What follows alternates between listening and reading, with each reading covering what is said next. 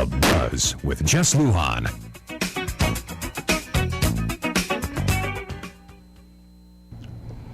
Hey, good evening, Guam. I'm Jess Lujan. Welcome to this edition of The Buzz. Really exciting evening tonight, and I got to say, next week, join me when, of course, Mayor Dean Sanchez, we had to reschedule that, but he'll join me next week. We'll talk about, of course, you know what, FQ Sanchez. But tonight, very exciting guest here tonight, the Governor of Guam, Eddie Calvo. Governor, good evening. How you doing? Oh, good evening. I'm doing terrific. Thank you so much for inviting me here this evening. Little more gray, AC?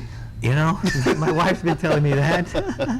Anyway, you know, Governor, I've got to say, between the gray and the last I drove by Government House, that olive tree is almost branchless. So I got to say that, again, thank you again for coming in here this evening, and thank you for the job that you're doing and being able to talk to our people almost on a daily basis, a weekly basis, actually, with your addresses and all that. Yeah, and we think it's so important. Some of my colleagues, my former colleagues in the legislature, have made some comments about, they call it infomercials. I don't consider that. I think it's just so important for an administration that you reach out to the people and tell them what is happening, where you're at, and what your plans are. And that's what our administration has made a point to do. We want to be open, we want to be transparent. I want to meet with folks, whether it's going out there in public or going to a venue such as The Buzz. There we go. I mean, we appreciate the infomercials, actually, Governor. I mean, it's a way to get the message out there, and as opposed to, again, giving themselves a pay increase and not informing the public, denying the public a public hearing is that. But thank you very much for that. Let's get right to it. Supplemental budget. We're facing your numbers, your folks that are putting the numbers together are saying come June, come July, there are going to be some agencies, some critical agencies that are closing either in June or July if this supplemental budget is not acted upon real soon. Sure, yeah. Then again, there's major shortfalls in the budget for this fiscal year. I didn't vote for the budget. I had some major concerns in how they had been moving forward, similar into what occurred in fiscal year 2010. You remember that, Jesse, too? Absolutely. At the time in fiscal year 2010, when I had brought up my concerns about what I saw were shortfalls, I still remember one senator saying, calling me kind of like Chicken Little, the sky is falling. And that was because I was concerned about a $60 million shortfall. As it turns out, again, with the audit figures findings for FY 2010, it became an $83 million increase in our deficit. And I believe it's a hollow vindication because though it was proven right, the bottom line is it caused more structural imbalance for our government in terms of our deficit, and it made it more difficult for the incoming administration.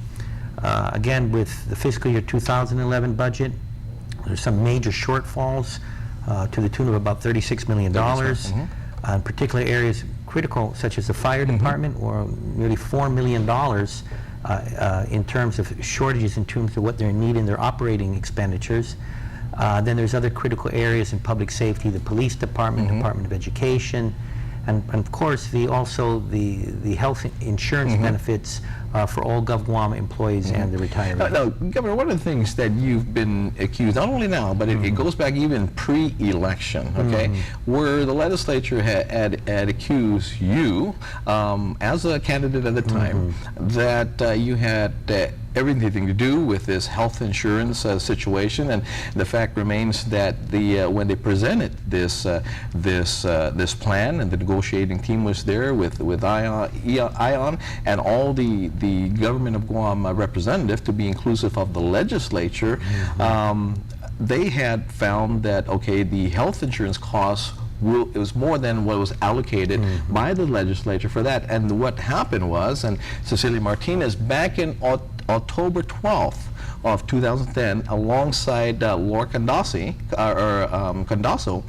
were on my show and said that the legislature was represented, of course, by Vince Ariola, and when he looked at the figures, wait a minute, we need to call in the Office of Finance and Budget. Finance and Budget under Senator Ben Pangilinan sent in Chris Badossi with the negotiating team, with the folks that were negotiating, and he was the one that gave the thumbs up. We heard, not only did we hear it here in the Buzz in October, but also last week on sworn testimony that they were there. And even in Senator Pangilinan's admission that he was briefed immediately after the meeting by Chris Badossi. So what were you briefed about? And so I'm confused, and they seem to continue to go on the fact that the select care is first and foremost and have to be paid, and they're never waiting for payment. Please clarify that. You know, it was a heated election, and you know how Guam politics is. It was part of a carefully laid out plot, part of the marketing campaign for the Gutierrez campaign. And of course, we all know that Senator Pangilinan openly endorsed Governor Gutierrez in the last campaign. It became very evident, and that's why, again, it's another hollow victory. If there are any individuals or senators that were as distant from the negotiations as well as the budget, it was myself and Lieutenant Governor Tenorio and the other Republicans. Again, as what you stated, when it came to representation in the budget dealings, I felt that the chairman of Ways and Means had a very good relationship with Bertha Duenas with the administration. So it was this ongoing dialogue and collaboration, cooperation between Ways and Means Chair Pangilinan and the administration. I was concerned about the budget, but they weren't. In particular to the insurance negotiations, again, you had members of the administration, it wasn't my administration, and you had a representative from the legislature, Vince Areola, who also, again, from hearing from Aeons, had his concerns and asked for Chris Badossi to come in. This is in the middle of an election campaign in summer, in July. He's advised of this information, and from what we hear from Mrs. Condoso, Mr. Badossi gave the go-ahead to move forward in the negotiations. And it will be taken care of in a supplemental appropriation. Taken care of. Yeah. And so it's amazing how when I was at the time asking, and having some deep concerns about the budget, these folks were all clapping themselves and saying what a great budget it was. And I hate to, again, I hate to throw fuel in the fire, but I think it's become apparent that those that have been pointing the fingers at myself and saying some very disparaging words against a company that has been around for 70 years, they were in it from the very beginning, and it was more for political purposes. And it's the only company that answered to the RFP, nobody else. Yes, and what I'm hoping for now, Senator Pangilinan, I laid again, whether you call it the olive branch or turning the other cheek, I'm not here to get into a debate. I think the most important thing is we have a budget that was enacted that I didn't vote for, where there is a $36 million shortfall.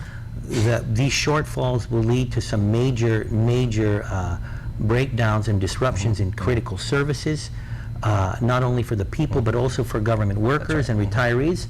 And I'm hopeful that we can now work collaboratively towards coming with solutions. And the supplemental budget is a solution. There we go. Hey, when we come back, 632-8255 or 632-TALK, we'll get you on the air with our Governor of Guam, Eddie Calvo. We'll be right back.